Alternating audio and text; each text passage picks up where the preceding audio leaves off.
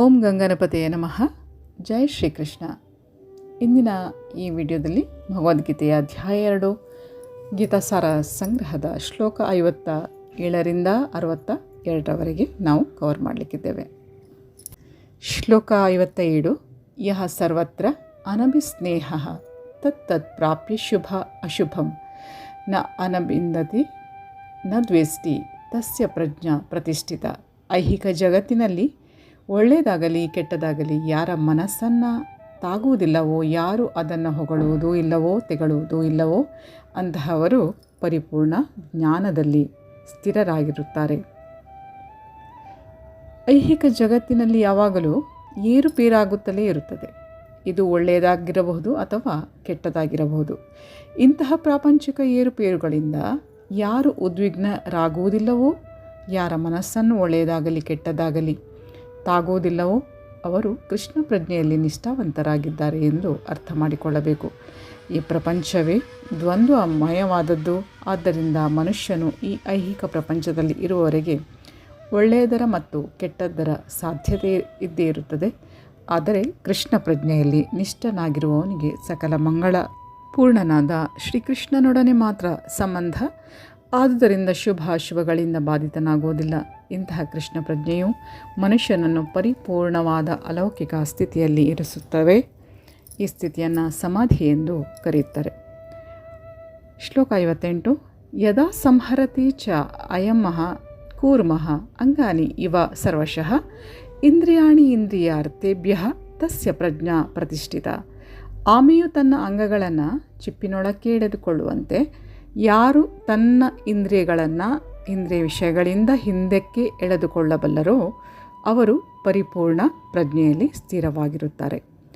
ಒಬ್ಬ ಯೋಗಿಯ ಭಕ್ತನ ಅಥವಾ ಆತ್ಮ ಸಾಕ್ಷಾತ್ಕಾರ ಪಡೆದವನ ಪರೀಕ್ಷೆಯು ಆತನು ತನ್ನ ಯೋಚನೆಗನುಗುಣವಾಗಿ ಇಂದ್ರಿಯಗಳನ್ನು ನಿರ್ವಹಿಸಬಲ್ಲನೇ ಎನ್ನುವುದು.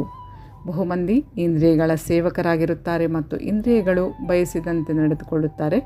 ಯೋಗಿಯ ಸ್ಥಿತಿ ಏನು ಎನ್ನುವ ಪ್ರಶ್ನೆಗೆ ಇದೇ ಉತ್ತರ. ಇಂದ್ರಿಯಗಳನ್ನು ವಿಷಸರ್ಪಗಳಿಗೆ ಹೋಲಿಸುತ್ತಾರೆ. ಅವು ಯಾವ ನಿರ್ಬಂಧವಿಲ್ಲದೆ ಹೊಣೆಯಿಲ್ಲದೆ ನಡೆದುಕೊಳ್ಳಲು ಬಯಸುತ್ತವೆ. ಸರ್ಪಗಳನ್ನು ನಿಯಂತ್ರಿಸುವ ಹಾವಾಡಿಗನಂತೆ ಯೋಗಿಯು ಶಕ್ತನಾಗಿರಬೇಕು. ಅವು ಸ್ವತಂತ್ರವಾಗಿ ಕಾರ್ಯಪ್ರವೃತ್ತವಾಗಲು ಆತನು ಅವಕಾಶವೇ ಕೊಡುವುದಿಲ್ಲ. ಶಾಸ್ತ್ರಗಳಲ್ಲಿ ಅನೇಕ ಅಪ್ಪಣೆಗಳಿವೆ. ಇವುಗಳಲ್ಲಿ ಕೆಲವು ವಿಧಿಗಳಿವೆ, ಕೆಲವು ನಿಷೇಧಗಳಿವೆ. ಇಂದ್ರಿಯ ಭೋಗದಿಂದ ದೂರವಾಗಿ ವಿಧಿ ನಿಷೇಧಗಳನ್ನು ಅನುಸರಿಸದಿದ್ದರೆ ಸ್ಥಿರವಾದ ಕೃಷ್ಣ ಪ್ರಜ್ಞೆಯು ಸಾಧ್ಯವಾಗುವುದಿಲ್ಲ. ಇಲ್ಲಿ ಹೇಳಿರುವಂತೆ ಅತ್ಯುತ್ತಮವಾದ ಉದಾಹರಣೆ ಆಮೆ. ಆಮೆಯು ಯಾವ ಗಳಿಗೆಯಲ್ಲಾದರೂ ತನ್ನ ಇಂದ್ರಿಯಗಳನ್ನು ಒಳಗೆಳೆದುಕೊಂಡು ಅಗತ್ಯವಾದಾಗ ವಿಶಿಷ್ಟ ಉದ್ದೇಶಗಳಿಗಾಗಿ ಅವುಗಳನ್ನು ಪ್ರದರ್ಶಿಸಬಲ್ಲದು. ಹಾಗೆಯೇ ಕೃಷ್ಣ ಪ್ರಜ್ಞೆಯುಳ್ಳ ಮನುಷ್ಯನು ಇಂದ್ರಿಯಗಳನ್ನು ಭಗವಂತನ ಸೇವೆಗಾಗಿ ವಿಶೇಷ ಉದ್ದೇಶಗಳಿಗಾಗಿ ಬಳಸುತ್ತಾನೆ. ಇಲ್ಲವಾದರೆ ಹಿಂದಕ್ಕೆ ಎಳೆದುಕೊಳ್ಳುತ್ತಾನೆ. ಅರ್ಜುನನು ತನ್ನ ಇಂದ್ರಿಯಗಳನ್ನು ತನ್ನ ತೃಪ್ತಿಗಾಗಿಯೇ ಬಳಸದೆ ಭಗವಂತನ ಸೇವೆಗಾಗಿ ಬಳಸಬೇಕೆಂದು ಇಲ್ಲಿ ಉಪದೇಶಿಸಲಾಗಿದೆ. ಇಂದ್ರಿಯಗಳನ್ನು ಸದಾ ಭಗವಂತನ ಸೇವೆಯಲ್ಲಿ ಇರಿಸುವುದನ್ನು ಸದಾ ಇಂದ್ರಿಯಗಳನ್ನು ಒಳಗಿರಿಸಿಕೊಳ್ಳುವ ಆಮೆಯ ಸಾದೃಶ್ಯದಿಂದ ಹೇಳಲಾಗಿದೆ. ವಿಷಯ ವಿನಿವರ್ತಂತೆ ನಿರಾಹಾರಸ್ಯ ದೇಹಿನಃ ರಸವರ್ಜಂ ರಸೋಪ್ಯಸ್ಯ ಪರಂ ದೃಷ್ಟ್ವಾ ನಿವರ್ತತೆ. ದೇಹಸ್ಥ ಆತ್ಮವನ್ನು ಇಂದ್ರಿಯ ಸುಖದಿಂದ ದೂರವಿಡಬಹುದು, ಆದರೆ ಇಂದ್ರಿಯ ಸುಖದ ವಸ್ತುಗಳ ರುಚಿಯೂ ಉಳಿಯುತ್ತದೆ. ಆದರೆ ಇನ್ನೂ ಉತ್ತಮವಾದ ರುಚಿಯ ಅನುಭವದಿಂದ ಈ ಆಸಕ್ತಿಗಳನ್ನು ಕೊನೆಗಾಣಿಸಿದರೆ ಆತನ ಪ್ರಜ್ಞೆಯು ಸ್ಥಿರವಾಗಿರುತ್ತದೆ. ಮನುಷ್ಯನು ಆಧ್ಯಾತ್ಮಿಕವಾಗಿ ನೆಲೆ ಕಂಡುಕೊಳ್ಳದಿದ್ದರೆ ಇಂದ್ರಿಯ ಸುಖವನ್ನು ಕೊನೆಗಾಣಿಸಲು ಸಾಧ್ಯವಾಗುವುದಿಲ್ಲ. ನಿಯಮಗಳಿಗೆ ಅನುಗುಣವಾಗಿ ವಿಷಯ ಸುಖವನ್ನು ನಿಯಂತ್ರಿಸುವುದೆಂದರೆ ರೋಗಿಯನ್ನು ಕೆಲವು ಬಗೆಯ ತಿಂಡಿ ತಿನಿಸುಗಳನ್ನು ಮುಟ್ಟದಂತೆ ನಿಯಂತ್ರಿಸಿದ ಹಾಗೆ. ರೋಗಿಗೆ ಈ ನಿಯಮಗಳು ಇಷ್ಟವಾಗುವುದೂ ಇಲ್ಲ, ತಿಂಡಿ ತಿನಿಸುಗಳ ರುಚಿಯೂ ಹೋಗುವುದಿಲ್ಲ. ಯಮ, ನಿಯಮ, ಆಸನ, ಪ್ರಾಣಾಯಾಮ, ಪ್ರತ್ಯಾಹಾರ, ಧಾರಣ, ಧ್ಯಾನ ಮೊದಲಾದ ಅಷ್ಟಾಂಗ ಯೋಗದಂತಹ ಆಧ್ಯಾತ್ಮಿಕ ಪ್ರಕ್ರಿಯೆಯಿಂದ ಇಂದ್ರಿಯ ನಿಗ್ರಹ ಮಾಡಬೇಕೆಂದು ಉತ್ತಮ ತಿಳುವಳಿಕೆ ಇಲ್ಲದ ಕಡಿಮೆ ಬುದ್ಧಿಯ ಜನರಿಗೆ ಹೇಳಲಾಗುತ್ತದೆ. ಆದರೆ ಕೃಷ್ಣ ಪ್ರಜ್ಞೆಯಲ್ಲಿ ಮುಂದುವರಿಯುತ್ತಾ ಪರಮಪ್ರಭು ಶ್ರೀಕೃಷ್ಣನ ಸೌಂದರ್ಯವನ್ನು ಸವಿದವನಿಗೆ ನಿರ್ಜೀವವಾದ ಐಹಿಕ ವಿಷಯಗಳಲ್ಲಿ ರುಚಿ ಇರುವುದಿಲ್ಲ. ಆದ್ದರಿಂದ ಅಷ್ಟು ಬುದ್ಧಿವಂತರಲ್ಲದ ಹೊಸದಾಗಿ ದೀಕ್ಷೆ ಪಡೆದವರಿಗೆ ಆಧ್ಯಾತ್ಮಿಕವಾಗಿ ಬದುಕಿನಲ್ಲಿ ಮುಂದುವರಿಯಲು ಕಟ್ಟುಪಾಡುಗಳು ಅಗತ್ಯ. ಆದರೆ ಕೃಷ್ಣ ಪ್ರಜ್ಞೆಯಲ್ಲಿ ರುಚಿ ಬರುವವರಿಗೆ ಮಾತ್ರ ಇಂತಹ ಕಟ್ಟುಪಾಡುಗಳು ಉಪಯೋಗವಾಗುತ್ತವೆ. ವಾಸ್ತವವಾಗಿ ಕೃಷ್ಣ ಪ್ರಜ್ಞೆ ಇರುವವನಿಗೆ ನಿಸ್ಸಾರವಾದ ವಸ್ತುಗಳಲ್ಲಿ ರುಚಿಯೂ ತಾನಾಗಿಯೇ ಹೋಗುತ್ತದೆ. ಶ್ಲೋಕ 60. ಯತತೋ ಹ್ಯಪಿ ಕೌಂತೆಯ ಪುರುಷಸ್ಯ ವಿಪಶ್ಚಿತಃ ಇಂದ್ರಿಯಾಣಿ ಪ್ರಮಾಥೀನಿ ಹರಂತಿ ಪ್ರಸಭಂ ಮನಃ. ಅರ್ಜುನ, ಇಂದ್ರಿಯಗಳು ಎಷ್ಟು ಬಲಶಾಲಿ ಮತ್ತು ಆವೇಶದಿಂದ ಕೆಲಸ ಮಾಡುತ್ತವೆ ಎಂದರೆ ಅವುಗಳನ್ನು ನಿಯಂತ್ರಿಸಲು ಪ್ರಯತ್ನಿಸುತ್ತಿರುವ ವಿವೇಚನಾವಂತನ ಮನಸ್ಸನ್ನು ಸೆಳೆದುಕೊಂಡು ಹೋಗಿಬಿಡುತ್ತವೆ. ಇಂದ್ರಿಯಗಳನ್ನು ಗೆಲ್ಲಲು ಪ್ರಯತ್ನಿಸುವ ಎಷ್ಟೋ ಮಂದಿ ವಿದ್ವಾಂಸರಾದ ಸಾಧುಗಳು, ತತ್ವಜ್ಞಾನಿಗಳು ಮತ್ತು ಆಧ್ಯಾತ್ಮಿಕವಾದಿಗಳು ಇದ್ದಾರೆ. ಆದರೆ ಅವರು ಎಷ್ಟೇ ಪ್ರಯತ್ನಪಟ್ಟರೂ ಅವರಲ್ಲಿ ಅತ್ಯಂತ ಶ್ರೇಷ್ಠರಾದವರು ಸಹ ಕ್ಷೋಭೆಗೊಂಡ ಮನಸ್ಸಿನ ಕಾರಣದಿಂದ ಐಹಿಕ ಇಂದ್ರಿಯ ಭೋಗಕ್ಕೆ ಒಮ್ಮೊಮ್ಮೆ ಬಲಿಯಾಗುತ್ತಾರೆ. ಮಹರ್ಷಿಯೂ ಪರಿಪೂರ್ಣ ಯೋಗಿಯೂ ಆಗಿದ್ದ ವಿಶ್ವಾಮಿತ್ರರು ಕಠಿಣ ತಪಸ್ಸಿನಿಂದ ಮತ್ತು ಯೋಗಾಭ್ಯಾಸದಿಂದ ಇಂದ್ರಿಯ ನಿಗ್ರಹಕ್ಕೆ ಶ್ರಮಿಸುತ್ತಿದ್ದರು. ಆದರೂ ಮೇನಕೆಯು ಅವರನ್ನು ಕಾಮ ಸುಖಕ್ಕೆಳೆದು ದಾರಿ ತಪ್ಪಿಸಿದಳು.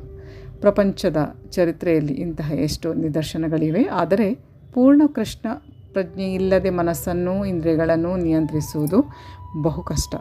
ಮನಸ್ಸನ್ನು ಕೃಷ್ಣನಲ್ಲಿ ನಿಲ್ಲಿಸದೆ ಇಂತಹ ಐಹಿಕ ಚಟುವಟಿಕೆಗಳನ್ನು ಕೊನೆಗಾಣಿಸಲು ಸಾಧ್ಯ ಇಲ್ಲ.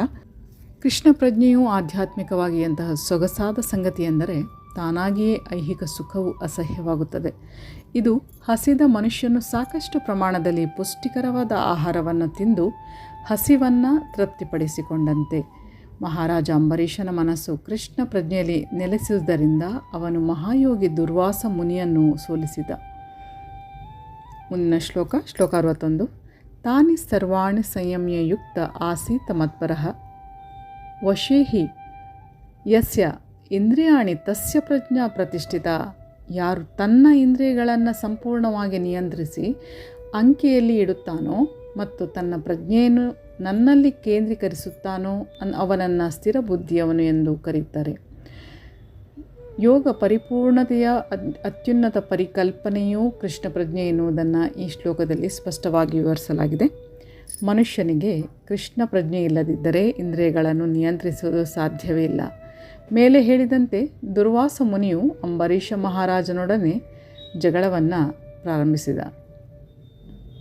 ದುರ್ವಾಸ ಮುನಿಯು ಅಹಂಕಾರದಿಂದ ಅನಗತ್ಯವಾಗಿ ಕೋಪ ಮಾಡಿಕೊಂಡ. ಆದ್ದರಿಂದ ತನ್ನ ಇಂದ್ರಿಯಗಳನ್ನು ಅಂಕೆಯಲ್ಲಿ ಇಡಲು ಸಾಧ್ಯ ಆಗಲಿಲ್ಲ. ರಾಜನು ಋಷಿಯಂತಹ ಶಕ್ತಿವಂತ ಯೋಗಿ ಅಲ್ಲ. ಆದರೂ ಭಗವಂತನ ಭಕ್ತನಾದದ್ದರಿಂದ ಋಷಿಯು ಮಾಡಿದ ಅನ್ಯಾಯವನ್ನೆಲ್ಲ ಮೌನವಾಗಿ ಸಹಿಸಿಕೊಂಡ ಮತ್ತು ಇದರಿಂದ ಜಯವನ್ನು ಸಾಧಿಸಿದ. ಶ್ರೀಮದ್ ಭಾಗವತದಲ್ಲಿ ಹೇಳಿರುವಂತೆ ಈ ಕೆಳಗಿನ ಅರ್ಹತೆಗಳಿಂದ ರಾಜನು ತನ್ನ ಇಂದ್ರಿಯಗಳನ್ನು ನಿರ್ವಹಿಸಲು ಸಾಧ್ಯ ಆಯಿತು. ಅಂಬರೀಷ ಮಹಾರಾಜನು ತನ್ನ ಮನಸ್ಸನ್ನು ಶ್ರೀಕೃಷ್ಣನ ಪದಕಮಲಗಳಲ್ಲಿ ನಿಲ್ಲಿಸಿದನು. ಭಗವಂತನ ನಿವಾಸವನ್ನು ವರ್ಣಿಸುವುದಕ್ಕೆ ಮಾತುಗಳನ್ನು ಬಳಸಿಕೊಂಡನು. ಕೈಗಳನ್ನು ಭಗವಂತನ ದೇವಸ್ಥಾನವನ್ನು ಸ್ವಚ್ಛಗೊಳಿಸಲು ಬಳಸಿದನು. ಕಿವಿಗಳನ್ನು ಭಗವಂತನ ಲೀಲೆಗಳನ್ನು ಕೇಳಲು ಬಳಸಿದನು. ಕಣ್ಣುಗಳನ್ನು ಭಗವಂತನ ರೂಪವನ್ನು ನೋಡಲು ಬಳಸಿದನು. ಭಕ್ತನ ದೇಹವನ್ನು ಸ್ಪರ್ಶಿಸಲು ಬಳಸಿದನು. ನಾಸಿಕವನ್ನು ಭಗವಂತನ ಚರಣ ಕಮಲಗಳಲ್ಲಿ ಅರ್ಪಿಸಿದ. ಹೂವುಗಳ ಸೌರಭವನ್ನು ಗ್ರಹಿಸಲು ಬಳಸಿದನು. ನಾಲಿಗೆಯನ್ನು ಭಗವಂತನಿಗೆ ಅರ್ಪಿಸಿದ ತುಳಸಿ ಪತ್ರವನ್ನು ಸವಿಯಲು ಬಳಸಿದನು. ಕಾಲುಗಳನ್ನು ಭಗವಂತನ ದೇವಾಲಯ ಇದ್ದ ಕಡೆಗೆ ಹೋಗಲು ಬಳಸಿದನು. ಶಿರವನ್ನು ಭಗವಂತನಿಗೆ ಪ್ರಣಾಮಗಳನ್ನು ಅರ್ಪಿಸಲು ಬಳಸಿದನು ಮತ್ತು ತನ್ನ ಬಯಕೆಗಳನ್ನು ಭಗವಂತನ ಅಪೇಕ್ಷೆಗಳನ್ನು ನೆರವೇರಿಸಲು ಬಳಸಿದನು. ಈ ಎಲ್ಲ ಅರ್ಹತೆಗಳು ಅವನನ್ನು ಭಗವಂತನ ಮತ್ಪರ ಭಕ್ತನಾಗಲು ಯೋಗ್ಯನನ್ನಾಗಿ ಮಾಡಿದವು. ಈ ಸಂದರ್ಭದಲ್ಲಿ ಮತ್ಪರ ಶಬ್ದವು ಅರ್ಥವತ್ತಾದದ್ದು. ಮನುಷ್ಯನು ಮತ್ಪರ ಹೇಗೆ ಆಗಬಹುದು ಎನ್ನುವುದನ್ನು ಅಂಬರೀಷ ಮಹಾರಾಜರು ಅವರ ಬದುಕಿನಲ್ಲಿ ನಾವು ಕಾಣಬಹುದು. ಮಹಾವಿದ್ವಾಂಸರು ಮತ್ಪರ ಪರಂಪರೆಯಲ್ಲಿ ಆಚಾರ್ಯರು ಆದ ಶ್ರೀಲ ಬಲದೇವ ವಿದ್ಯಾಭೂಷಣರು ಹೀಗೆ ಹೇಳುತ್ತಾರೆ. ಮದ್ಭಕ್ತಿ ಪ್ರಭಾವೇನ ಸರ್ವೇಂದ್ರಿಯ ವಿಜಯ ಪೂರ್ವಿಕ ಸ್ವಾತ್ಮದೃಷ್ಟಿ ಸುಲಭೇತಿ ಭಾವ. ಕೃಷ್ಣನಿಗೆ ಸಲ್ಲಿಸುವ ಭಕ್ತಿಪೂರ್ವಕ ಸೇವೆಯ ಶಕ್ತಿಯಿಂದ ಮಾತ್ರವೇ ಇಂದ್ರಿಯಗಳನ್ನು ಸಂಪೂರ್ಣವಾಗಿ ಹತೋಟಿಯಲ್ಲಿಡಬಹುದು. ಕೆಲವೊಮ್ಮೆ ಅಗ್ನಿಯ ಉದಾಹರಣೆಯನ್ನು ಕೊಡುವುದುಂಟು. ಪ್ರಜ್ವಲಿಸುವ ಅಗ್ನಿಯು ಕೊಠಡಿಯಲ್ಲಿ ಇರುವಂತಹ ಎಲ್ಲ ವಸ್ತುಗಳನ್ನು ಸುಡುವಂತೆ ಯೋಗಿಯ ಹೃದಯದಲ್ಲಿ ನೆಲೆಸಿರುವಂತಹ ಶ್ರೀ ವಿಷ್ಣುವು ಎಲ್ಲ ಬಗೆಯ ಕಲ್ಮಶಗಳನ್ನು ಸುಟ್ಟು ಹಾಕುತ್ತಾನೆ. ಯೋಗ ಸೂತ್ರವೂ ಸಹ ವಿಷ್ಣುವನ್ನು ಕುರಿತ ಧ್ಯಾನವನ್ನು ವಿಧಿಸುತ್ತದೆ, ಶೂನ್ಯವನ್ನು ಕುರಿತ ಧ್ಯಾನವನ್ನಲ್ಲ. ವಿಷ್ಣು ಪೀಠದ ಮೇಲೆ ಇಲ್ಲದಿರುವಂತಹ ಏನನ್ನೋ ಧ್ಯಾನಿಸುವ ಯೋಗಿಗಳೆನಿಸಿಕೊಂಡವರು ಮಾಯಾ ಆಕೃತಿಗಳ ವ್ಯರ್ಥ ಹುಡುಕಾಟದಲ್ಲಿ ಕಾಲವನ್ನು ದಂಡ ಮಾಡುತ್ತಾರೆ. ನಾವು ಕೃಷ್ಣ ಪ್ರಜ್ಞೆಯಲ್ಲಿ ಇರಬೇಕು, ದೇವೋತ್ತಮ ಪರಮ ಪುರುಷನಲ್ಲಿ ಭಕ್ತಿ ಇಟ್ಟುಕೊಳ್ಳಬೇಕು. ಇದೇ ನಿಜವಾದ ಯೋಗದ ಗುರಿ. ಶ್ಲೋಕ 62. ಧ್ಯಾಯತಃ ವಿಷಯಾನ್ ಪುಂಸಃ ಸಂಗತೇಷು ಉಪಜಾಯತೆ ಸಂಗಾತ್ ಸಂಜಾಯತೆ ಕಾಮಃ ಕಾಮಾತ್ ಕ್ರೋಧಃ ಅಭಿಜಾಯತೆ. ಇಂದ್ರಿಯ ವಸ್ತುಗಳನ್ನು ಕುರಿತು ಚಿಂತಿಸುವ ಮನುಷ್ಯನಿಗೆ ಅವುಗಳಲ್ಲಿ ಆಸಕ್ತಿ ಹುಟ್ಟುತ್ತದೆ. ಇಂತಹ ಆಸಕ್ತಿಯಿಂದ ಕಾಮವು ಹುಟ್ಟುತ್ತದೆ, ಕಾಮದಿಂದ ಕ್ರೋಧ ಉದ್ಭವವಾಗುತ್ತದೆ. ಕೃಷ್ಣ ಪ್ರಜ್ಞೆ ಇಲ್ಲದವನು ಇಂದ್ರಿಯಗಳ ಸುಖದ ವಸ್ತುಗಳನ್ನು ಕುರಿತು ಯೋಚನೆ ಮಾಡುವಾಗ ಐಹಿಕ ಬಯಕೆಗಳು ಉಂಟಾಗುತ್ತವೆ. ಇಂದ್ರಿಯಗಳು ವಾಸ್ತವಿಕ ಕಾರ್ಯದಲ್ಲಿ ತೊಡಗಲು ಬಯಸುತ್ತವೆ. ಅವನ್ನು ಭಗವಂತನ ಅಲೌಕಿಕ ಪ್ರೀತಿಯ ಸೇವೆಯಲ್ಲಿ ತೊಡಗಿಸದಿದ್ದರೆ ನಿಶ್ಚಯವಾಗಿಯೂ ಅವು ಪ್ರಾಪಂಚಿಕತೆಯ ಸೇವೆಯಲ್ಲಿ ತೊಡಗಲು ಬಯಸುತ್ತವೆ. ಸ್ವರ್ಗಲೋಕಗಳಲ್ಲಿರುವಂತಹ ಇತರ ದೇವತೆಗಳ ಮಾತಿರಲಿ, ಐಹಿಕ ಜಗತ್ತಿನಲ್ಲಿ ಶಿವ ಮತ್ತು ಬ್ರಹ್ಮರು ಸೇರಿದಂತೆ ಪ್ರತಿಯೊಬ್ಬನೂ ಇಂದ್ರಿಯ ವಸ್ತುಗಳ ಪ್ರಭಾವಕ್ಕೆ ಒಳಗಾಗುತ್ತಾರೆ. ಇಹ ಜೀವನದ ಅಸ್ತಿತ್ವದ ಸಮಸ್ಯೆಯಿಂದ ಪಾರಾಗಲು ಒಂದೇ ಮಾರ್ಗ ಎಂದರೆ ಕೃಷ್ಣ ಪ್ರಜ್ಞೆಯನ್ನು ಬೆಳೆಸಿಕೊಳ್ಳುವಂಥದ್ದು. ಶಿವನು ಗಾಢವಾದ ಧ್ಯಾನದಲ್ಲಿದ್ದವನು, ಆದರೆ ಪಾರ್ವತಿಯ ಇಂದ್ರಿಯ ಸುಖಕ್ಕಾಗಿ ಅವನನ್ನು ಕಾಡಿದಾಗ ಅವನು ಒಪ್ಪಿಕೊಂಡ. ಇದರಿಂದ ಕಾರ್ತಿಕೇಯನ ಜನನವಾಯಿತು. ಹರಿದಾಸ ಠಾಕೂರರು ತರುಣ ಭಗವದ್ಭಕ್ತರಾಗಿದ್ದಾಗ ಇದೇ ರೀತಿ ಮಾಯಾದೇವಿಯ ಅವತಾರವು ಅವರನ್ನು ಆಕರ್ಷಿಸಲು ಪ್ರಯತ್ನಿಸಿತು. ಆದರೆ ಅವರಿಗೆ ಶ್ರೀಕೃಷ್ಣನಲ್ಲಿ ಪರಿಶುದ್ಧವಾದ ಭಕ್ತಿ ಇದ್ದದರಿಂದ ಸುಲಭವಾಗಿ ಈ ಪರೀಕ್ಷೆಯಲ್ಲಿ ಗೆದ್ದರು. ಮೇಲೆ ಹೇಳಿದ ಶ್ರೀ ಯಾಮುನಾಚಾರ್ಯರ ಶ್ಲೋಕದಲ್ಲಿನ ಉದಾಹರಣೆಯಂತೆ ಪ್ರಾಮಾಣಿಕನಾದ ಭಗವದ್ಭಕ್ತನು ಭಗವಂತನ ಅನುಯಾಯಿಯಾಗಿ ಉತ್ತಮ ಅಭಿರುಚಿಯನ್ನು ಬೆಳೆಸಿಕೊಂಡು ಆಧ್ಯಾತ್ಮಿಕ ಸಂತೋಷವನ್ನು ಬಯಸುತ್ತಾನೆ. ಎಲ್ಲ ಐಹಿಕ ಇಂದ್ರಿಯ ಸುಖವನ್ನು ದೂರ ಮಾಡುತ್ತಾನೆ. ಇದೇ ಗೆಲುವಿನ ಗುಟ್ಟು. ಕೃಷ್ಣ ಪ್ರಜ್ಞೆ ಇಲ್ಲದವನು ಕೃತಕವಾದ ತುಳಿತದಿಂದ ಇಂದ್ರಿಯಗಳನ್ನು ನಿಯಂತ್ರಿಸುವುದರಲ್ಲಿ ಬಹಳ ಶಕ್ತನಾಗಿರಬಹುದು. ಆದರೂ ಅಂತಿಮವಾಗಿ ಅವನು ಸೋಲುತ್ತಾನೆ, ಏಕೆಂದರೆ ಇಂದ್ರಿಯ ಸುಖದ ಬಹು ಅಲ್ಪ ಯೋಚನೆಯು ಅವನಿಗೆ ತನ್ನ ಬಯಕೆಗಳನ್ನು ತೃಪ್ತಿಗೊಳಿಸಿಕೊಳ್ಳುವಂತೆ ಕಲಕಿಬಿಡುತ್ತದೆ. ಮೈ ಡಿಯರ್ ಫ್ರೆಂಡ್ಸ್, ಮುಂದಿನ ಶ್ಲೋಕಗಳನ್ನು ಮುಂದಿನ ವಿಡಿಯೋದಲ್ಲಿ ತಮ್ಮ ಮುಂದಿಡ್ತೇನೆ. ಅಲ್ಲಿಯವರೆಗೆ ಧನ್ಯವಾದಗಳು. Please take care. Have a good day. ಜೈ ಶಿವಶಕ್ತಿ, ಜಯ ಮಾ ಕಾಳಿ, ಜೈ ಶ್ರೀಕೃಷ್ಣ. ಶ್ರೀಕೃಷ್ಣ ಅರ್ಪಣಮಸ್ತು. Thank you.